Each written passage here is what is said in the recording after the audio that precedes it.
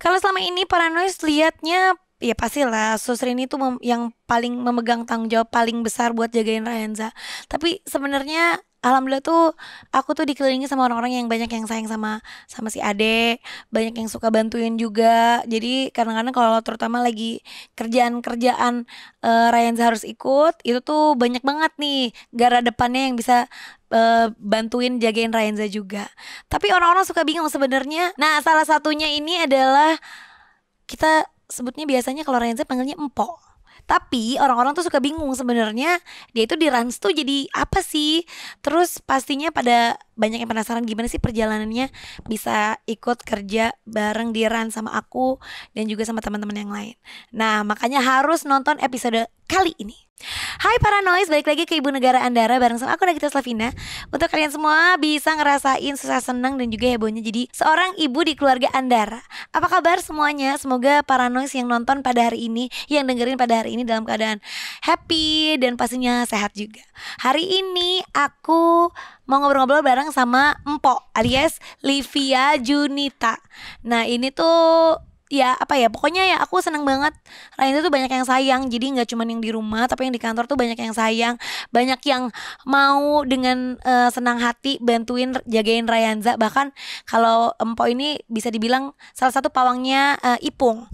Nah sebenarnya tapi sebenarnya Empo ini bukan yang jagain, dia tuh sebenarnya dia itu salah satu tim lah di kantor. Mungkin bisa dijelasin para noise sebenarnya Empo ini apa kerjaannya? Sebenarnya aku ini di Rans itu bagian produksi, Mbak. Ya, tahu kalau gua mah Iya. tanya ngomongnya sama Paranoid. Aku ini bagian produksi di sini. Job desk tuh videographer. Ya, jadi makanya terutama kalau misalnya pergi-pergi Selalu ikut. ya selalu ikut gitu. Nah, kebetulan ya alhamdulillah senang. Jadi terima kasih juga buat Polivia udah sayang sama Rayanza, bantuin kadang-kadang ya namanya juga empok siapa namanya Sus itu kan suka panikan kan gitu. Dia suka panik gitu kalau sendirian. Nah kadang-kadang ada empok, ada juga yang jagain yang lain. Tuh dengan senang hati bantuin Sus, bantuin aku buat mengendalikan, kita bahasanya mengendalikan Rayanza karena dia udah agak sulit dikendalikan ya kan. Nah untuk kalau Livia sendiri tuh aslinya dari sebenarnya rumah aku sih di Citayam, Mbak. Citayam. Yang baginya juga nggak tahu kan pasti Citayam itu di mana. Oh Citayam Fashion Week itu. Bukan itu. Tapi iya Citayam, sebutannya Depok. Oh di Depok. Di Depok, bukan Bogor, bukan sih itu, Mbak. Dan Livia ini tuh di Rans itu tuh banyak temennya. Jadi maksudnya banyak yang dari temen lu gitu ya barengnya. Gimana sih ceritanya kok bisa sampai di sini bareng sama teman-teman yang lain? Jadi tuh awalnya yang masuk di sini tuh Esther, Mbak. Oh ya. Esther itu dulu magang kan. Jadi tunggu. Berarti kalian tuh kuliah bareng semuanya? Satu kelas. Satu kelas. Siapa aja yang akhirnya masuk sini semua? Esther, ada Sela dulu, Ican, ada Dian, Maul. Itu semuanya segeng? Iya, satu kelas gitu. Satu kelas. Terus yang pertama masuk sini? Yang pertama masuk sini tuh Esther. Oke, terus abis Esther, terus Esther ngajakin yang lain atau gimana gitu? Iya, Esther tuh ngajakin Ican karena kan dulu nggak ada videographer di sini, Mbak. Katanya nggak ada PA, nggak ada PA. Iya, nggak ada PA. Jadi terus tuh Ican di interview di sini. Akhirnya Ican masuk. Nggak lama nyari anggota finance.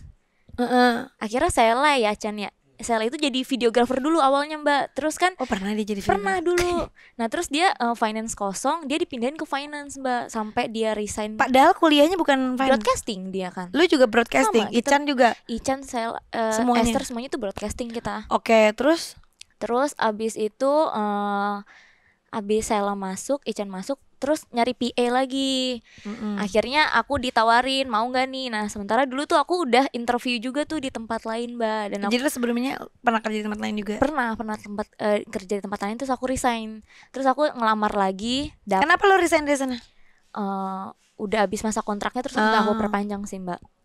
Udah habis masa kontrak. Terus aku resign, cari kerjaan lagi, dapet tuh keterima. Di sini?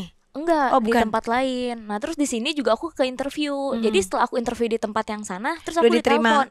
Belum. Terus aku ditelepon, mau nggak nih, di sini lagi nyari PA gitu. Ya udah akhirnya aku interview di sini berempat, 3 cowok 1 cewek. Interview semuanya. Nah 2 orang ini tuh teman sekelas aku juga, Mbak. Satunya lagi tuh si Felix. Oh si Felix. Oh gitu, gue baru tahu. Terus Felix itu teman sama. Oh enggak, Felix itu bukan. Cuma kenal tapi kan aja. Akhirnya kan dia nikah sama Sela. Iya, nikah sama Sela. Terus abis itu aku interview di sini. Terus lama tuh di sini Mbak, hampir 2 mingguan nggak ada kabar sama sekali. Terus yang kerjaan yang satu lagi aku keterima. Aduh yang mana ya? Tapi yang satu itu bukan passion aku lah. Wah jauh banget itu Mbak. Beda jauh banget. Akhirnya aku telepon kan di sini, gimana ya gue udah diterima nih. Apa gue nggak usah nerima yang di Rans ya gitu. Bentar deh gue tanyain gitu. Akhirnya ditanyain tuh sama HRD-nya. Nggak lama. Kayaknya belum ada HRD deh dulu. Ada dulu sih Mbak Bunga. Oh iya. Terus aku ditelepon.